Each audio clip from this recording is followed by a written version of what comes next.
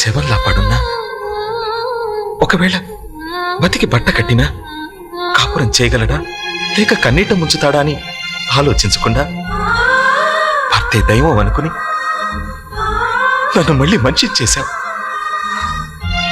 భరించేవాణ్ణే భర్త అంటారు, కానీ భర్తనే భరించిన గొప్ప భార్యవి నువ్వు. నేను కళ్ళు తెరవడం కోసం నువ్వు కళ్ళు మూయకుండా నా మంచం పక్కనే ఉన్నావు. నా అడుగు పడగానే తప్పటడుగు వేసి కొడుకుని చూసినట్టు సంబరపడ్డా. నా నోట మాట రాగానే పసిపిల్లాడి నోటి వెంట పలికే తొలి పలుకులా గర్వపడ్డావు. నాకు నువ్వు భార్యవు కాదు లక్ష్మి, పునర్జన్మనిచ్చిన తల్లివి.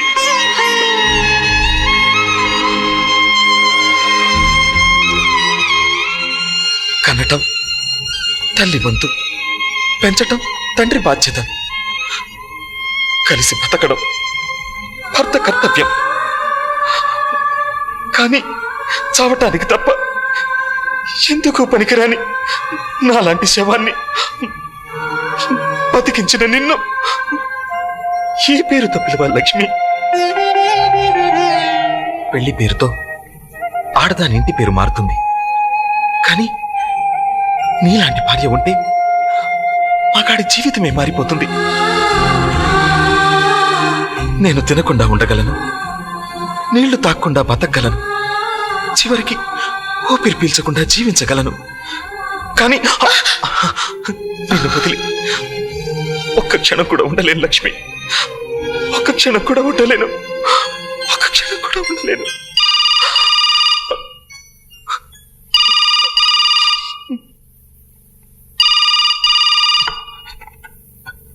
హలో,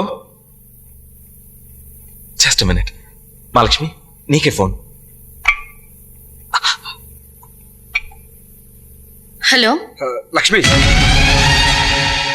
నీకో గుడ్ న్యూస్. నీకు వీసా మన ఇద్దరికి ఫారెన్ టికెట్స్ కన్ఫర్మ్ అయిపోయాయి. రేపు మార్నింగ్ మన ఫ్లైట్. ఏంటి పక్కన ఎవరైనా ఉన్నారా? ఓకే ఓకే, నాకు అర్థమైంది. డైరెక్ట్గా టెంపుల్కి వచ్చే.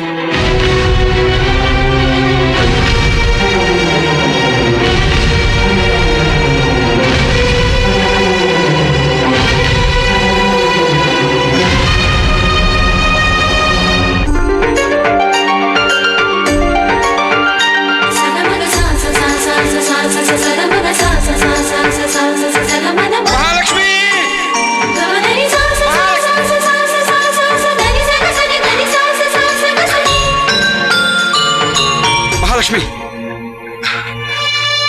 ఇదిగో లక్ష్మి, ఏ స్వర్గం కోసం అయితే ఇన్నాళ్ళు నరకం అనిపించావు, దానికి దారి ఇదిగో. నీ పాస్పోర్టు, మన టికెట్స్. ఏంటి లక్ష్మి ఆలోచిస్తున్నావు? తీసే ఆ మంగళసూత్రం, విసిరే నీ కాలు మెట్లు. ప్రేమని డబ్బు చంపలేదని, ప్రేమని సంప్రదాయం బంధించలేదని మనం నిరూపిద్దాం. ఏంటి లక్ష్మి? నా వల్ల కాదు వంశీ, నేను నీతో రాలేను.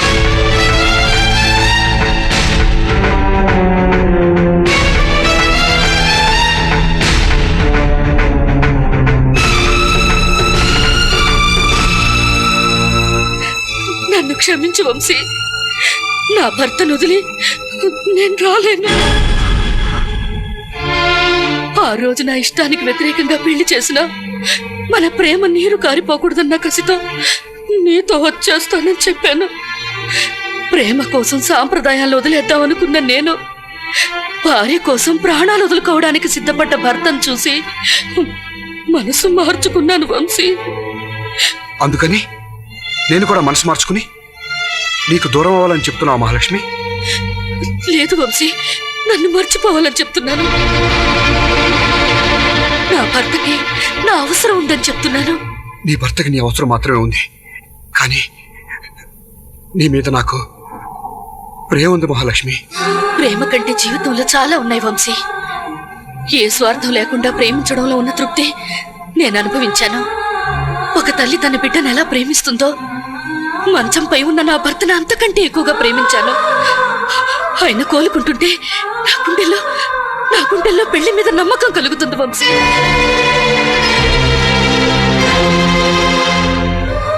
అతని చేతులు నా భుజాలపై ఆసరాగా వేస్తుంటే అది నా మెళ్ళో తాళిలా అనిపించింది. అతను చేయి పట్టుకుని నడిపిస్తుంటే 7 అడుగులు వేస్తున్నట్టు అనిపించింది. నిద్రలో కలవరిస్తూ అతను నా చేయి పట్టుకుంటే అది నాకు పాణిగ్రహంలా అనిపించింది. Shut up! నీకేమన్నా పిచ్చి పట్టిందా? లేక నేను కట్టుకున్న అవిటి వాళ్ళలో శ్రీకృష్ణుడు కనిపించి హితమో చేశాను. మీ నాన్న పెట్టిన కండిషన్లన్నీ ఒప్పుకుని ఎన్నో కష్టాలు పడి నీకోసం వస్తే తాళితో ఎదురొచ్చి గుండె పగలు కొట్టావు. అది తెంచుకొస్తానని చెప్పి మళ్ళీ ఊపిరి పోసావు. కానీ ఇప్పుడు వచ్చి ప్రేమలో స్వార్థం ఉంది, పెళ్లిలో త్యాగం ఉంది, నా భర్తకి అనారోగ్యంగా ఉంది, ఆయనకి నా అవసరం ఉందని చెప్తుంటే నేను వెళ్ళిపోవాలా? నువ్వు వేరెవరినైనా పెళ్లి చేసుకో. నార్మోయ్, ఒకళ్ళని ప్రేమించి ఇంకొకళ్ళని పెళ్లి చేసుకుని మరొకళ్ళకి పిల్లలు కనిపెట్టే క్యారెక్టర్ కాదు నాది. అలాగే నేను ప్రేమించిన అమ్మాయికి పెళ్లి అయిపోయింది కదా అని నా కర్మ ఇంతేనని సరిపెట్టిపోయే రకాన్ని కాదు నేను. నాకు సంబంధించి నాకే దక్కాలి. వాడు ఆఫ్టర్ ఆల్ నీ మెళ్ళలో తాళి కట్టాడు, కానీ నేను నా గుండెల్లో గుడి కట్టానే. వాడితో కలిసి 7 అడుగులు నడిచాను కాబట్టి నీ వైపు ఒక్క అడుగు కూడా వేలేనంటే ఊరుకోను. మర్యాదగా నీ ముగ్గురు దగ్గరికి వెళ్ళి నేను ప్రేమించిన వాడు ఒకడున్నాడు, నేను లేకపోతే చస్తాడు, వాడితో వెళ్ళిపోతానని చెప్పొచ్చాయి. నేను రాను, నన్ను మర్చిపో.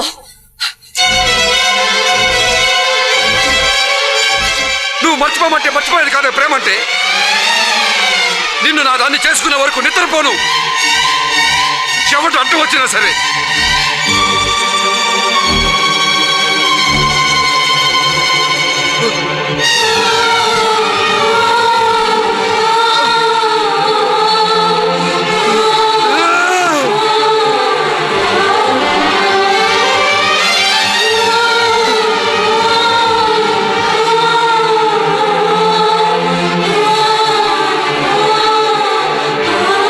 ఎప్పుడైతే పెళ్ళైపోయిందని చెప్పావో నాకప్పుడే నమ్మకం పోయింది ఇవన్నీ జరిగే పనిలానే. ఆడదాని మెల్లో ఒక్కసారి తాలిపడ్డాక చాలా మారిపోతుంది వంశీ. తనకు భర్త అంటూ ఒకడుంటే అతనికి కష్టం అనిపిస్తే కన్న తల్లిదండ్రులు కూడా గుమ్మ ఎక్కొద్దని చెప్పేస్తుంది.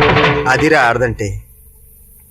ఒరేయ్, రక్తాలతో ఉత్తరాలు రాసుకున్న వాళ్ళు, గుళ్ళో ప్రమాణాలు చేసుకున్న వాళ్ళు, నువ్వు లేకపోతే నేను చచ్చిపోతాను అనుకున్న వాళ్ళు కూడా 3 ముళ్ళు పడ్డాక భర్తే దైవం అనుకుంటారా? ప్రేమ సాక్షిగా చేసుకున్న ప్రమాణాలు వేదాల సాక్షిగా చేసిన పెళ్లి ప్రమాణాల ముందు కాలిపోతాయిరా. అదేరా పెళ్లికున్న గొప్పతనం. దాని ముందు మహాలక్ష్మి ఎంత. ఒరే, నా మాట విని జరిగిందంతా మర్చిపోరా ప్లీజ్. మర్చిపోవడానికి ఆటలాడుకునేప్పుడు తగిన ఎదురు దెబ్బ కాదురా, ముందురాయి గాని మారిపోవడానికి. ప్రేమించడమే నాకు తెలుసు కానీ మర్చిపోవడం తెలీదురా నాకు. మహాలక్ష్మి నా మనిషి. రే, నీ కొడుకుని బలవంతంగా తీసుకెళ్లి నాన్న నాన్న అని పిలిపించుకుంటే నేను నాన్న అయిపోతాను రా. ఆ 3 ముళ్ళు కంటే ముందే మా మనసులు ముడిపడ్డాయి. వాటికన్నా మా ప్రేమ గొప్పదరా. నా ప్రేమ గెలిచి తీరుతుంది. ఈసారి మీ దగ్గరికి రావటం అంటే జరిగితే మహాలక్ష్మితోనే.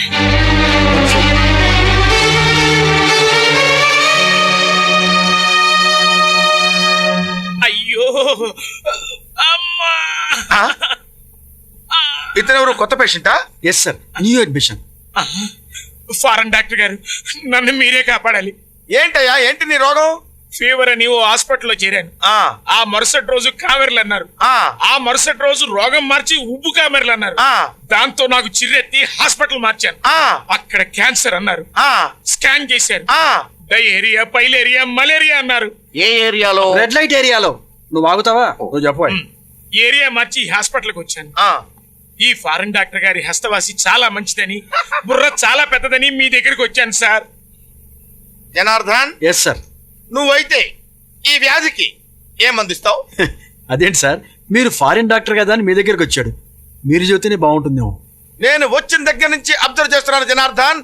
అది మీరే చెప్పండి అని షంటేస్తున్నావు. నేను చెప్పలేక కాదయ్యా, మీరైతే ఏం చెప్తారు అని. అసలు నా దగ్గర మీరు ఏం నేర్చుకోవాలనుకుంటున్నారు? అప్పారా, నువ్వైతే ఏం చేస్తావు చెప్పు. సార్, నేనైతే ఇనిమా చేసి స్టమక్ క్లీన్ చేసేసి బి కాంప్లెక్స్ ఇంజెక్షన్ ఇస్తాను, సెట్ అయిపోతుంది. వెరీ గుడ్, ఇది ఫాలో. అదేంటి సార్, ఫారెన్ డాక్టర్ గారు కదా అని మీ దగ్గరికి వస్తే ఆ డాక్టర్ గారు చెప్పి ఇంకేమంటారు ఏంటండి? అయితే నేనే చెప్పనా? కరెక్ట్ గా చెప్పనా? శుభ్రంగా ఎనిమా చేయించుకో, స్టమక్ క్లీన్ అవుతుంది. బి కాంప్లెక్స్ ఇంజెక్షన్ చేయించుకో, నీ రోగం తగ్గిపోతుంది. అదేంటి సార్, ఇప్పుడు ఆయన చెప్పిందే కదా. ఆయన చెప్పినా నేను చెప్పినా తల్లి ఎవరికైనా తల్లి, ఆ. డాక్టర్ ఎవరికైనా డాక్టరే, మెడిసిన్ ఎవరికైనా మెడిసినే. ఆ. ఏదైనా తేడా వస్తే ఆ. పోస్ట్ మార్టం లో తేలుతుంది. నువ్వు ఆ మందులు వాడు. అలాగే సార్. నోర్మై, నేను నిన్ను కన్నాను కానీ నీ అప్పుల్ని కాదురా. అయినా ఇలా లక్షలకు లక్షల అప్పులు చేయడానికి నీకేమన్నా వ్యాపారమా వ్యవసాయమా? వ్యసనం నాన్నాయ్. వ్యాపారంలోను వ్యవసాయంలోను డబ్బు పాడు చేసుకునేంత అసమర్థుల్లా కనబడుతున్నాడా నీ రెండో కొడుకు? ఓ రేసాడాను వెనకపడ్డాను, ఓ పేకాడాను ముక్క తగల్లేదు. అప్పులోళ్ళు వెయిట్ చేస్తున్నారు, ఇచ్చేయండి డబ్బులు. నువ్వు చచ్చినా సరే ఒక్క పైసా కూడా ఇవ్వను. ఇవ్వరుగాక ఇవ్వరు నాకు తెలుసు. ఎందుకంటే నేను మీ రెండో పెళ్ళాం కొడుకుని కదా. అదే నీ పెద్ద కొడుక్కి మాత్రం కాళ్ళు చేతులు పడిపోయి మూలన పడి ఉంటే శవం మీద చిల్లర చల్లినట్టు లక్షలకి లక్షలు చల్లుతున్నావు. కానీ నాకు మాత్రం చిల్లిగా పోయిపడానికి చీ అని చీదరించుకుంటున్నా. ఏం కూసావురా? చెప్పి మనం తీసుకొని వచ్చి వీళ్ళు కొట్టాడుతున్నారు. రక్షించండి. రెండో పెళ్ళాం కొడుకును కదా, అందుకే కొడుతున్నావు. ఏంది భయ?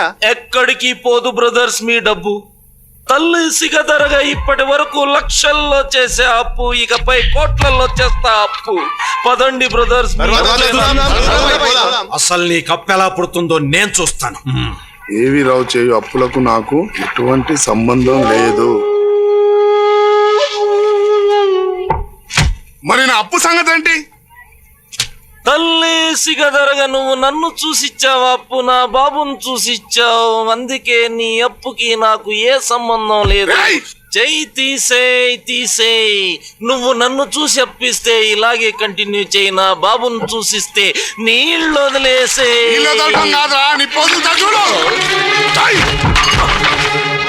వద్దు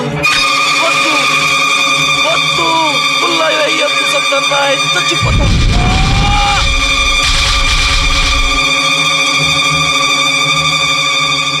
ఎంత ఇవ్వాలి? 2 లక్షలు.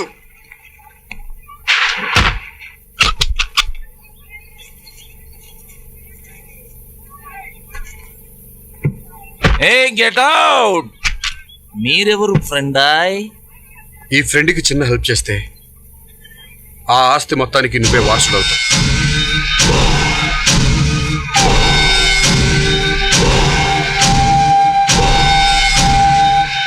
నిజమా? అవునమ్మాయి, ప్రేమించిన వాణ్ణి కాదని వాళ్ళ బాబు మనంతస్తు మీద ఆశపడ్డాడు. అమ్మాయి, నువ్వు కొంచెం హెల్ప్ చేశావంటే వదిన వలచిన వాడి దగ్గరికి వెళ్ళిపోతుంది. అన్నయ్య గుండాకి చస్తాడు. నేను రోజు క్లబ్కి వెళ్ళినా తరగని కోట్లాస్తి నాకు దక్కుతుందమ్మాయి. రండత్తయ్య, అక్కడే ఆగిపోయారే, రండి. ఏమీ లేదమ్మా, నిన్ను చూస్తూ ఉండిపోయాను.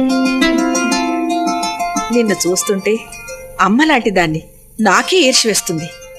అంతగా ముద్దొస్తున్నావు. కానీ ఏమి లాభం? డబ్బు లేని బీరువాకి ఎంత పెద్ద తాళ వేసినా ఉపయోగం లేదమ్మా. ఓపిక లేని మగాడికి ఎంత అందమైన పెళ్ళం ఉన్నా ముచ్చటే ఉంటుంది. ఇంత అందమైన చీర కట్టావు, నిద్రలో నలిగిపోవలసిందే గాని నీ మొగుడేమైనా చేయగలడా? ఇంత ఒత్తుగా మల్లెపూలు పెట్టావు, వాడిపోయి రాలిపోవలసిందే గాని నా కొడుకేమైనా వేడి పుడుతుందా? దాహం అయితే ఖాళీ గ్లాస్ ఇస్తే తీరుతుందా? అందులో నీళ్లుండాలి. అలాగే మొగుడుంటే సరిపోదు, వాడు మగాడే ఉండాలి. లేదంటే ఆ అదృష్టం కోసం మనం వెతుకుంటూ పోవాలి. మహాలక్ష్మి, అత్తలా కాదు, ఓ అమ్మలా కాదు, ఓ ఆడదానిగా చెప్తున్నాను. నా మాట విని నీకు నచ్చిన వాడితో, నువ్వు నచ్చిన వాడితో వెళ్ళిపోమ్మా. కావాలంటే నీకే సహాయం కావాలన్నా చేస్తాను. ఈ కష్టాలు పంచే నరకాన్ని వదిలి సుఖాలిచ్చే స్వర్గాన్ని వెతుక్కుంటూ వెళ్ళమ్మా.